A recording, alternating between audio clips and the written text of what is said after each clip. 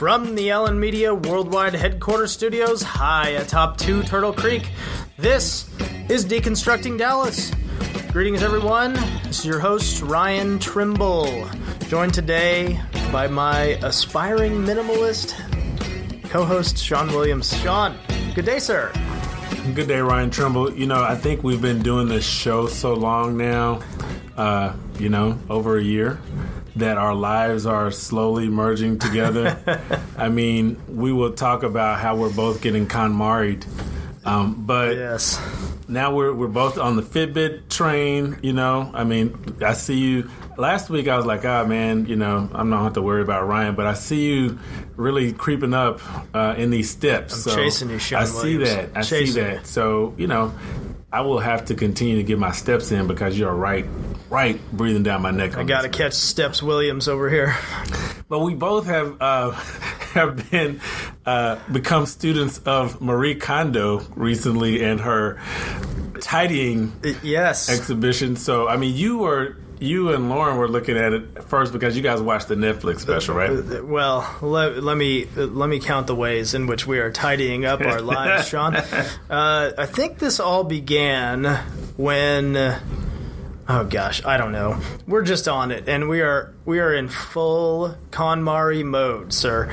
So we've watched the legendary Marie Kondo documentary Tidying Up on Netflix. We've watched 10, 12 episodes of it. I mean, it's great, and I love her. She's outstanding. She's bringing joy to my life. And she's making sure that your items bring joy to your life also. Precisely. Lauren is also on, I don't know what it is. I think it's a mommy blog that's like 30 minutes a day of tidying. So you'll be proud of me, Sean. As you know, and as you've noted many times, I wore a suit for about 10 years, and so I had literally 4 racks of neckties. Well, you'll be proud to know that I went down one day, took me my 30-minute window of tidying. I knocked out 2 whole racks of neckties. So now I only have 2, and they're very organized, and all the ties I have bring me joy. So how about that, Sean? Well, I have not watched the special yet, or the show at all. But I have bought the book. I did start this week, The Life-Changing Magic of Tidying Up, written by Marie Kondo. And so I'm about 50 pages in, and she's setting the stage of tidying by category and tidying kind of in one fell swoop and not, putting all your items on the floor and seeing which ones bring you joy. But don't get in too big of a hurry to put them back up until you have discarded all the items that need to be discarded. I mean, I'm in. I'm really looking forward. I'm trying not to jump the gun on this. But I really was inspired by, because I've heard about the items bringing you joy, and my closet actually has gotten down. I bet I'm already, without having to go through this exercise, about 80% on my closet, because I've heard this: get your closet or get your items to bring you joy. And so I look at my shirts and that I might have gotten on sale because something was going out of business, and I was like, you know what, that doesn't fit great, and I don't really love this, and so I put it in the bag. So I'm getting there, but man, I still like books. I got a lot: cleaning supplies, the books are hard. Dishes, and sentimental items are going to be difficult. Get ready. It's difficult. But you'll get through it, and you'll find joy. And you know what it'll do, Sean? It'll free you up for more time to do more podcasting, because I know that our podcast brings you joy, sir. Absolutely. Deconstructing Dallas ain't going anywhere. And what else brings me joy? And I think we'll hear a little bit of it going in the break, but you got KonMari video that you sent me. Yes. We can post a link to that on social media, but that also brought me joy. The Holderness family, the YouTube internet sensation family. Look, I bet some people think they're really dorky, but I thought... He had a pretty good flow, I thought. I thought it was pretty funny, and I'm with you. Penn Holderness. Pretty interesting times. So, good luck to y'all. Highly recommend bringing some joy to your life, being a minimalist, and tidying up your life. And tidying up your life, and hopefully, you have some more room in your life for us too. So, what do we got going on today, Sean? Today is an exciting show that we've been looking forward to for a while, really since we got started with Deconstructing Dallas. We talked about having a show where we talk about gaming and the gaming industry. And I know there was a point when I came in, first started talking about gaming and Overwatch League, where you kind of were like, I played games back in the day, but what's the big deal? And the more we talked about it, the more we saw that this is a huge business. It's huge in North Texas. And today we are going to be talking to Mike Rufail, who is the owner of Team Envy and who is also the owner of the Dallas Fuel, who just completed their first season in the Overwatch League last year and is about to kick off their second season in Overwatch League here in just about a week or so. Yeah, really cool stuff. I love the logo, by the way. Like, I love the Dallas Fuel. Y'all go online, dallasfuel.com. Check these guys out. This is sensational stuff. The logo is great. Get your gear. But this is the Overwatch League. This is a first-person shooter type game. Kind of World of Warcraft meets Halo meets I don't know, Call of Duty. Call of Duty. I mean, It's kind of all in, and this is a little bit. It's got a little bit of something for everybody. We were watching some of the clips on YouTube from Overwatch, and before we started the show, and man, it is wild to watch. It is next level stuff. So really excited to get into the interview today with Mike. Yeah, in the Overwatch League, because they have, teams that are based in cities. They play all their games in Los Angeles, and we'll talk to Mike a little bit about how that's going to change a little bit for Dallas this season. But, you got the Houston Outlaws, the Seoul Dynasty, the Paris Eternal, the Los Angeles Valiant, and different cities are able to follow their teams just like the NFL, just like Major League Soccer, just like hockey. So I think, talking to Mike, I just want to talk about what is brought to the league, because there are so many games that people follow. Halo, like I said, Counter-Strike, Call of Duty, but Overwatch has really brought this into a format that people can relate to, because we're used to watching our Cowboys or we're used to watching our Mavericks, and now if you live in Dallas, you can follow the Fuel. Yeah. So I'll be cheering for the home team, Sean, and looking forward to getting into this interview. So let's jump right in after this break. Deconstructing Dallas, Ryan Trimble, Sean Williams. Thanks for tuning in.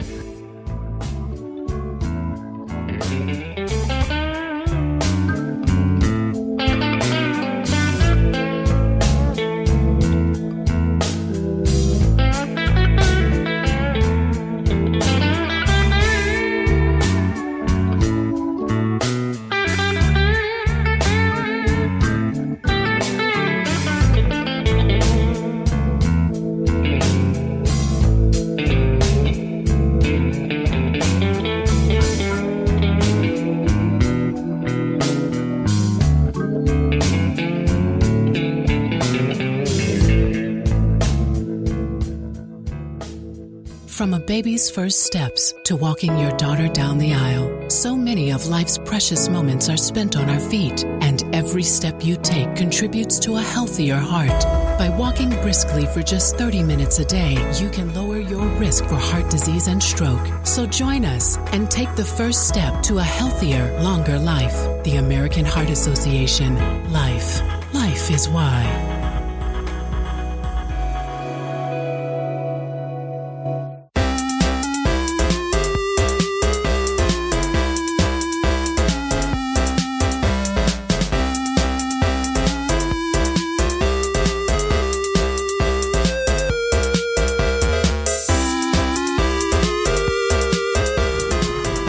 Welcome back. This is Deconstructing Dallas. Sean Williams, Ryan Trimble. Ryan, we've been trying to do a gaming show literally since we started, and I'm really excited that finally our dream is coming true. And it could not be a better guest. We have with us Mike Rufail, who's the founder and CEO of Envy Gaming, Inc., with us today. So, Mike, thank you for joining us. No, thank you guys for having me. So, I just want to start with just gaming. When I was back in my day, Duck Hunt, Super Mario Brothers, it started there, right? That's my day too. Right? So. Back in the day. And now we're at a point where this has monetized. There's a business structure around it. But can you talk a little bit about your background and how you got into gaming and how you kind of became where now Team Envy is really what everybody's kind of looking to emulate across the country? Sure. Yeah, I started where you started. Those were exactly the games that got me hooked on video games. My dad pre-ordered a Nintendo, and so I remember he picked it up from Sears. I was born in '83, so I must have been like 4 years old, 5 years old, and started playing games with him and got hooked. And back then, Nintendo had a nice little long life cycle there, where they were kind of the dominant console. And so my mother was a very smart woman. I always tell everybody this story. She noticed how much I loved video games as a young child, so she used it as a bribe. And every time I would bring home a straight A report card, it meant that I could go to one of the stores and get a new Nintendo game. So every 6 weeks, I brought home a straight A report card. And I really at that time didn't care about what that meant. I just cared that I got a new Nintendo game. Sure. So that's what really got me hooked, and it was a nice cycle, I guess, throughout my life where I would get rewarded with video games. So at an early age, that's where my love for video games started, but I also was a competitive athlete, my whole life. I played club soccer all the way through college, played baseball, football. I was always outside, playing a lot in addition to gaming at night. And so the team atmosphere and the competitive spirit I guess I had led me to jump into competitive video games as a hobby, really, and that's where all of esports kind of started. It was never about the money when you could only make about 10 grand in a year if you were the absolute best. So nobody really was chasing the money back then. It was more of a hobbyist thing. So it was definitely a way for me to express my competitive nature and have fun with it, and eventually grew into a business. Yeah, well, I have some nostalgia, too. We were joking earlier. My first shooting game that I loved was Mega Man 3, and that's probably the last game I was any good at, actually. But I remember, growing up, at one point it changed to the first-person shooter stuff, and I remember GoldenEye. Mm-hmm. Man, it was GoldenEye all day, every day. Oh, yeah. All my friends were playing it.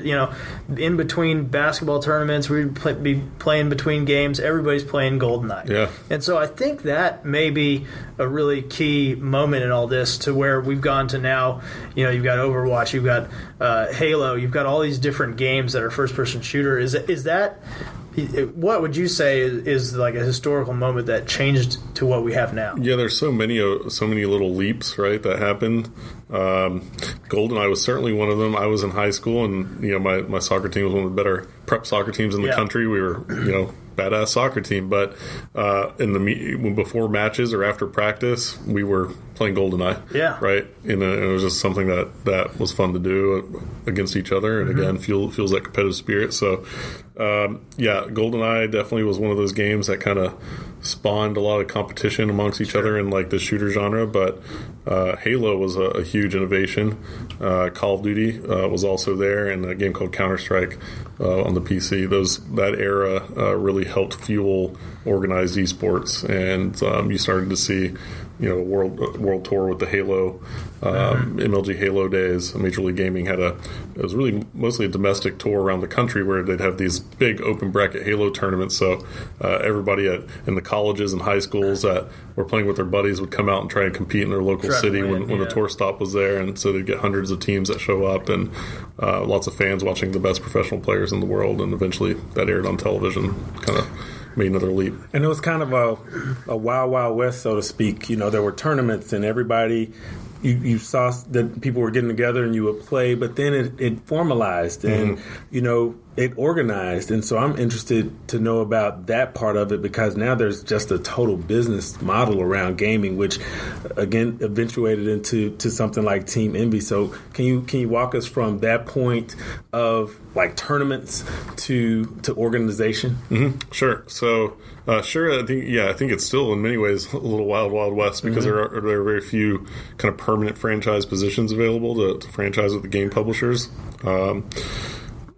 I tell people we started off in kind of comic book stores, kind of local. We had local tournaments and that kind of scene, and we evolved from there to kind of 3-star hotel conference rooms, and then from there we kind of got into convention halls, and then from convention halls to bigger convention halls, and then to the largest arenas in the world. And so that kind of progression just took a little time for the fire to catch, I guess, all around the world. And, I tell my team all the time that we should be starting little fires when it comes to spreading our team brand. And I think that's how the whole industry moved. It was there were all these little